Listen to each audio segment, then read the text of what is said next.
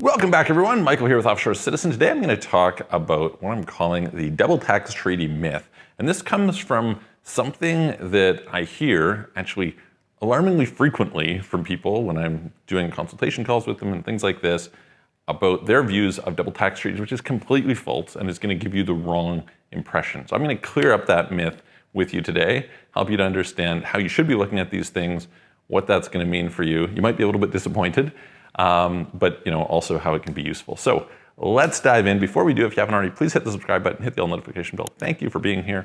Welcome. I am Michael from Offshore Citizen. And if you have not been here before, we're some of the foremost international tax experts in the world, specializing in multiple countries. Most people who are tax experts in a country don't know other countries. We know lots of countries, most of the kind of major places you would consider in the world.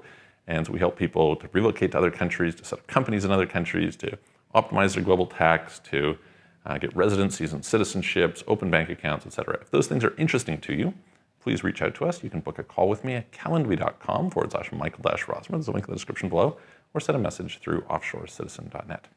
Okay, so what is the double tax treaty myth? The double tax treaty myth is essentially this. Hey, if I pay tax in country A, then I don't pay tax in country B. That is the basic myth that people have, that they believe about this. And so people who call me up and they kind of say, oh, hey, well, why don't I register? I'm going to register in Georgia and I'm going to pay this tax and I'm not going to have to pay the taxes in Slovenia. You're like, well, hang on a second. No, it doesn't work that way.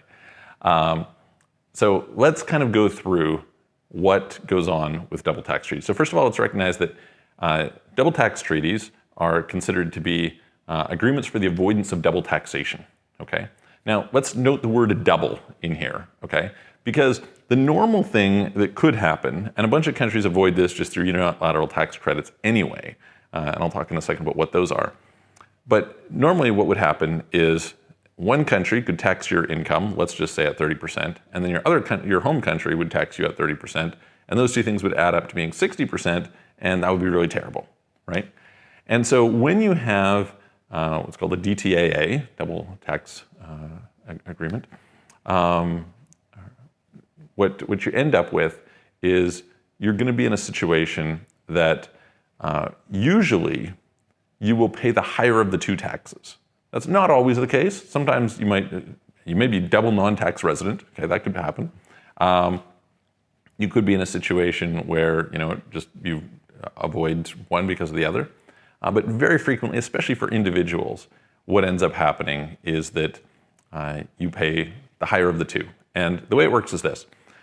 The country that you live in, your main home, your place of residence, has the first taxing right, okay?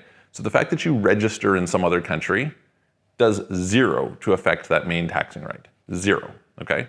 So wherever you live, if you decide to move to Poland, if you decide to move to UK, if you decide to move to France or Spain or wherever else, that place that you're living, that place of residence, your main home, is the place that has the initial taxing right. And they will typically, not always, depends on the country, but typically tax your whole worldwide income, okay? And so they get the first taxing right. So whatever their taxes are, boom, you get those. Now, what will then happen is if you earn income from another country, right? Let's just say, for instance, you're in Spain and you have income from Bulgaria. And by income from Bulgaria, I don't mean somebody's paying you from Bulgaria. I mean, maybe you're doing some work there, this sort of thing, right? Maybe you have an apartment there that you're renting out. What will happen is that other country may tax that type of income, typically what they call income from permanent establishments, but I'm overly simplifying it here for the sake of this video. When that happens, what will happen is they will tax it and then you'll get a credit in your home country against the taxes paid. So if your taxes in Spain are, let's just say 37%, and your taxes in Bulgaria are 10%, it's not like, oh, I paid taxes in Bulgaria, so I don't have to pay the 37% in Spain. No, that's not how it works. What typically happens is they'll tax you at 10%. Spain will say, oh, we have a 37% tax. We're going to give you credit for the 10% you've already paid, and now you're going to pay us the 27%. Okay? So you end up paying the higher of the two in most situations, and I'm overly generalizing here, okay? So generally speaking, tax law is fairly complex. It varies from country to country. Each agreement can be different. There's different types of income, et cetera. And so you want to make sure that you pay attention to what it is that's applicable in your individual situation. However, generally speaking, this is what happens. So how does this work?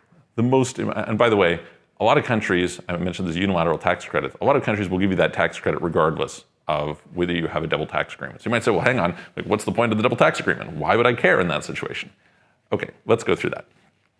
So what a double tax agreement first of all does is it helps to clarify where you are resident. Okay, so usually Article 4 in one of those treaties, isn't always Article 4, but usually Article 4, specifies who is a resident. And what it will say is that essentially you can't be resident of two places at once.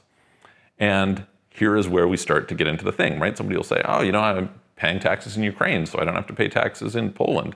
It's like, well, hang on a minute. Under the terms of the tax treaty, there is what are called tiebreaker rules, okay? So the tiebreaker rules essentially say, well, if you're resident in both places, we're only gonna make you be resident in one, so how do we figure that out? And what they're gonna say is, usually, do you have a permanent home available to you? And so if you've got a home in the country where you're living, you meet that test, right? So now if you also have one in the other place, they're gonna say, go to test number 2. If you don't have a home in the other place, you're just like, hey, I'm registered there, I'm registered as a sole trader or something. That doesn't help you at all if you don't have a permanent home there. If you do have a permanent home in both, then they're gonna say, okay, where are your, we typically call it your center of vital interests. Where's your personal and economic relations the closest? And so again, if your kids are going to school here, if you're banking here, you've got a cell phone here, you have your personal possessions here, you have a driver's license here, you have all these different things they're gonna look at, and they're gonna say, where are you closer aligned? And if you're mainly living in a place, you're typically gonna be closer aligned to there, okay? There are a couple of others that will come into factor, but usually you don't get to them in cases where you're not meaningfully living there. So yes, if you're between two places and for some reason that weird situation comes up, it could be that weighs in your favor. And certainly where it's especially helpful is when you're leaving a country that has pretty aggressive tax rules. Australia is a good example.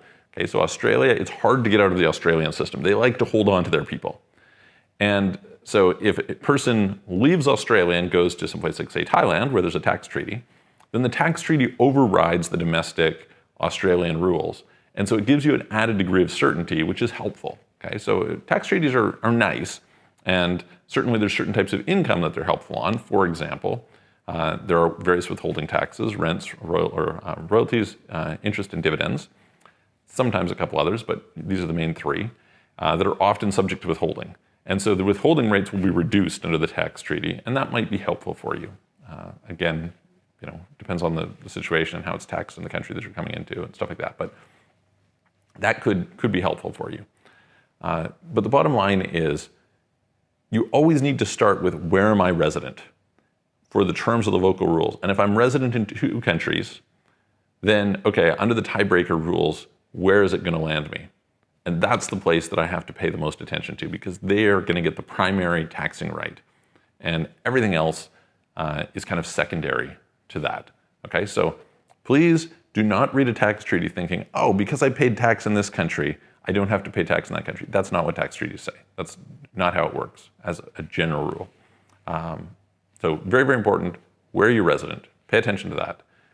Pay attention to their rules in that country. Then for income that is derived from other places outside of the place that you're resident, you may have to worry about double tax and then figure out how to navigate that. And a tax treaty might be helpful for you there. So I hope that helps. Please let me know if you have any questions. Put them in the comments below, reach out to us, and I will look forward to seeing you on the next video.